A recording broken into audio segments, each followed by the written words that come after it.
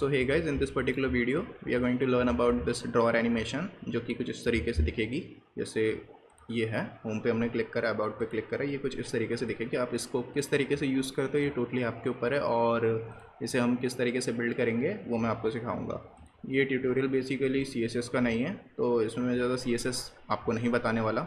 मैं बस टेल्सविन CSS का यूज़ करूँगा और ये चीज़ मैं क्रिएट करके आपको शो करूँगा। मैं आपको फंक्शनैलिटी पूरी समझाऊँगा, तो वीडियो को एंड तक देखना, और कोई भी डाउट हो तो तुम कमेंट सेक्शन में पूछ सकते हो। चलो वीडियो को शुरू करते हैं। सो सबसे पहले उसे क्रिएट करने के लिए एक काम करते हैं कि एक बेसिक सा डिज़ाइन क्रिएट कर लेते हैं। तो उसके लिए मैं CSS लिख देता हूँ।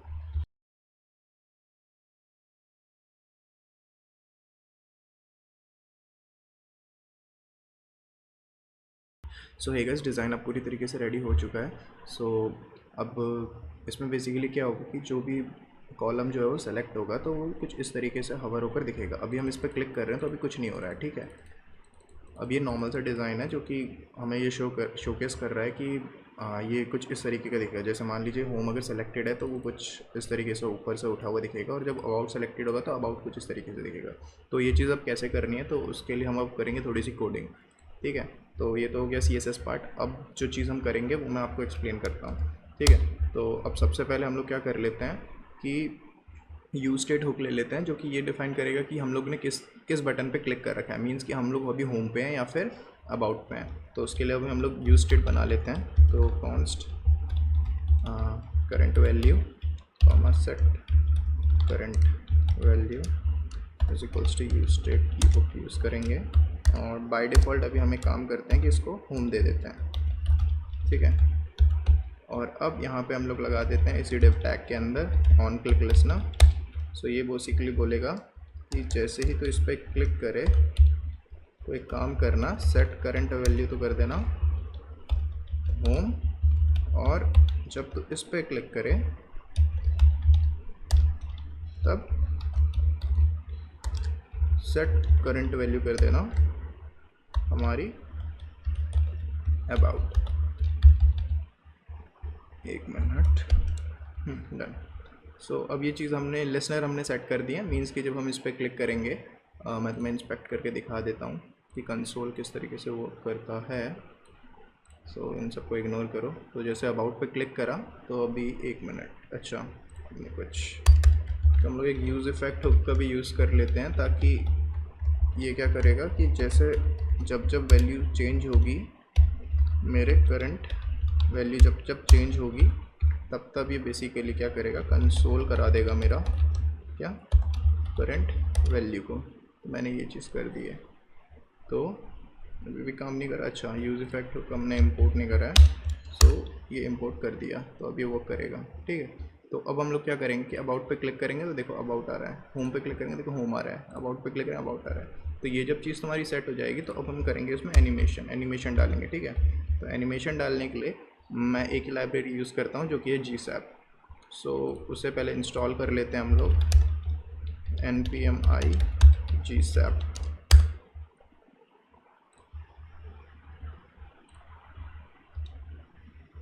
सो GSAP लाइब्रेरी इंस्टॉल होने के बाद उसे मैं कर लूँगा इंपोर्ट, और GSAP फ्रॉम GSAP।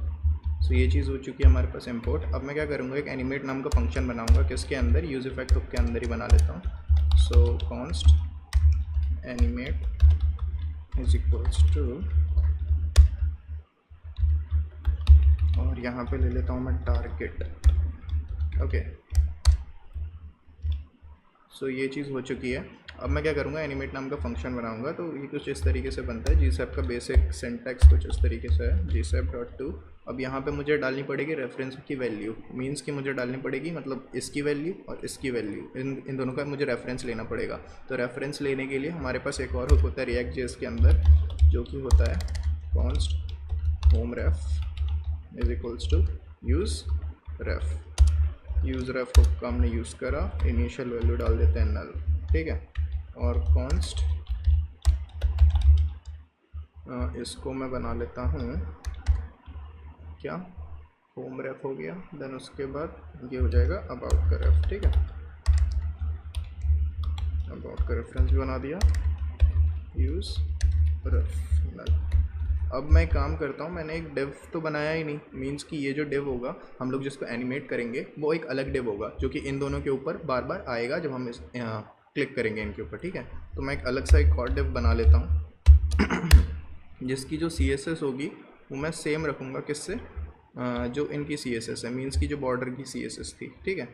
तो बेसिस वगैरह की ज़रूरत नहीं है, विड्थ वगैरह मैं इधर ही से ले लूँगा, फंक्शन के अंदर ही डिफ़ाइन कर लूँगा, पॉइंटर कर्सर रख लूँगा, तो ये चीज़ ले लेता हूँ। और इसके अंदर जो आइटम होगा वो भी ले लेता हूँ, हाइट की ज़रूरत नहीं है। तो क्लास नेम, तो जो जो चीज़ों की ज़रूरत है मैं ऊपर से कॉपी पेस्ट कर लेता हूँ, और जस्टिफाई सेंटर राउंडेड मिड, ठीक है।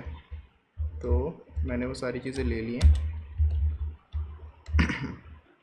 अब एक PV ले लेता हूँ, और अब इसके बाद इसको एक टेक्स्ट 13 पिक्सल, ठीक है। तो और इसको एक ID दे देता हूँ ताकि इसको मैं कोड के अंदर से ही चेंज करूँ इस चीज़ को। तो इसको ID दे देता हूँ मैं टेक्स्ट। ये चीज़ होने के बाद अब एक और चीज़, जो मेरा पेरेंट डिव था, मैं चाहता हूँ कि ये वाला जो डिव है जो एनिमेट हो रहा है, ठीक है, यानी कि ये जो ऊपर से इधर उधर हिल रहा है ये जो डिव, तो मैं ये चाहता हूँ कि ये डिव जो है वो इस बड़े से जो बाहर वाला जो नैव बार का वाला डिव हो उसी के अंदर है। तो उस वो चीज़ करने के लिए मैं क्या करूँगा कि जो पेरेंट डिव होगा इसको एब्सोल्यूट बना दूँगा, उसको रिलेटिव बना दूँगा उसकी पोजीशन को।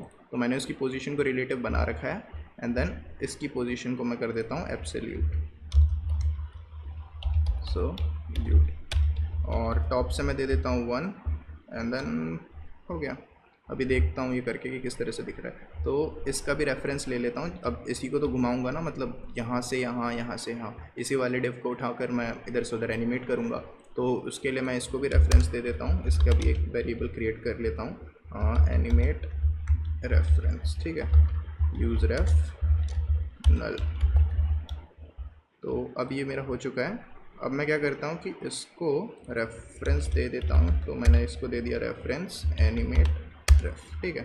तो अब मैं क्या कर रहा था, एनिमेट नाम का फंक्शन मैं क्रिएट कर रहा था ना उससे पहले, तो मैं ले लूँगा एनिमेट रेफ को, यहाँ पे मैंने ले लिया।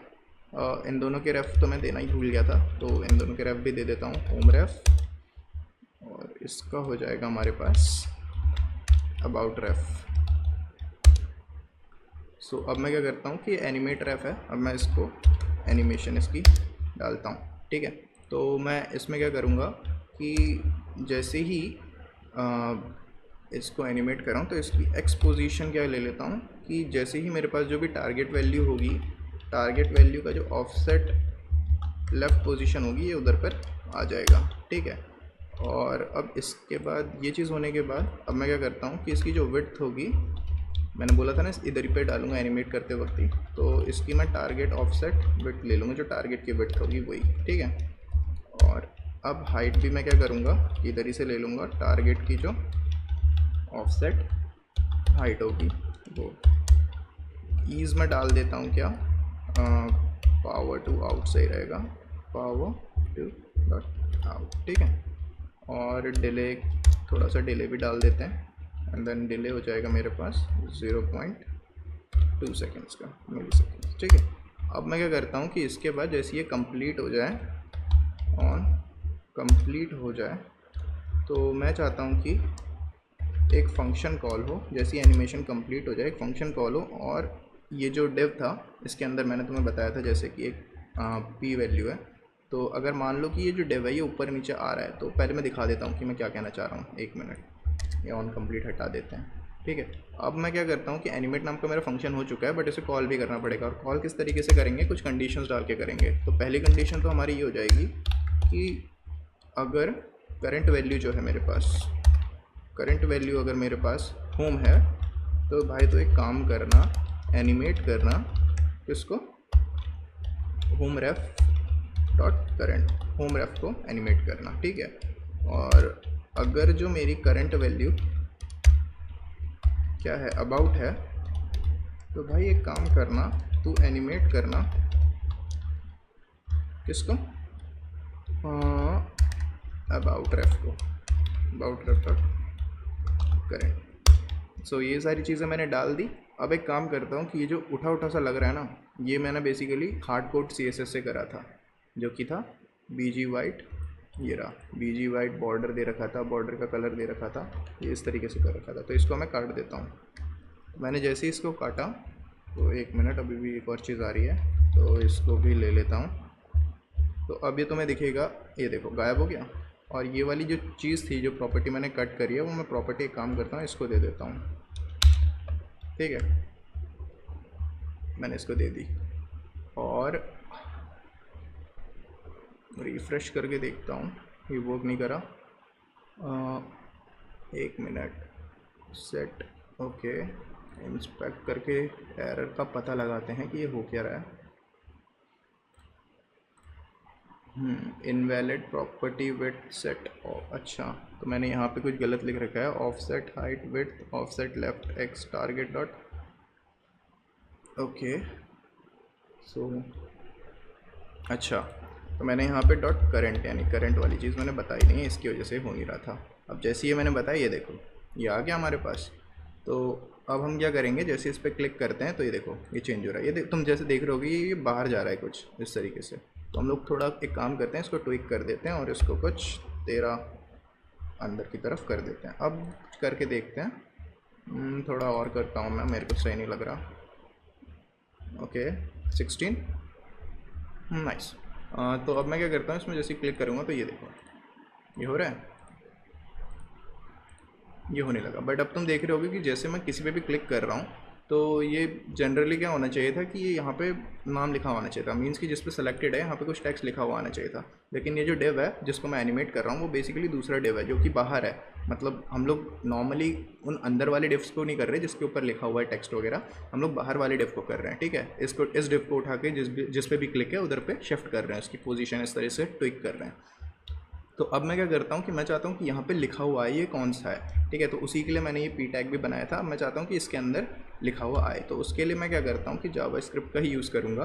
कि अब इसके लिए मैं क्या करता हूँ कि जैसे ही ये एनिमेशन कंप्लीट हो जाए एक कंडीशन डाल देता हूँ, जैसे ऑन कंप्लीट। ठीक है, तो अब इस प्रॉपर्टी को हम भरते हैं। तो जैसे ही ये कंप्लीट हो जाए एक फंक्शन चला देना, और वो फंक्शन क्या करेगा मेरा, वो बेसिकली डॉक्यूमेंट को लेगा, dot gate element by ID इसकी टेक्स्ट थी, इसको लेगा और इसमें टेक्स्ट कंटेंट फिल कर देगा क्या, जो कि करंट वैल्यू है, current, 1 minute sorry, current value. तो ये करंट वैल्यू को फिट कर देगा। अब देखो होम आने लगा, अबाउट पे क्लिक करो अबाउट आ गया, होम पे क्लिक करो होम आ गया, अबाउट पे क्लिक करो अबाउट आ गया। तो इसी तरीके से हम लोग ने एक ड्रॉअर एनिमेशन को क्रिएट कर दिया GSAP का यूज़ करके। और इसी तरीके से अमेजिंग वीडियोस देखने के लिए चैनल को सब्सक्राइब कर दो और वीडियो को लाइक कर दो। सो मिलते हैं अब अगली वीडियो में, तब तक ले बाय बाय।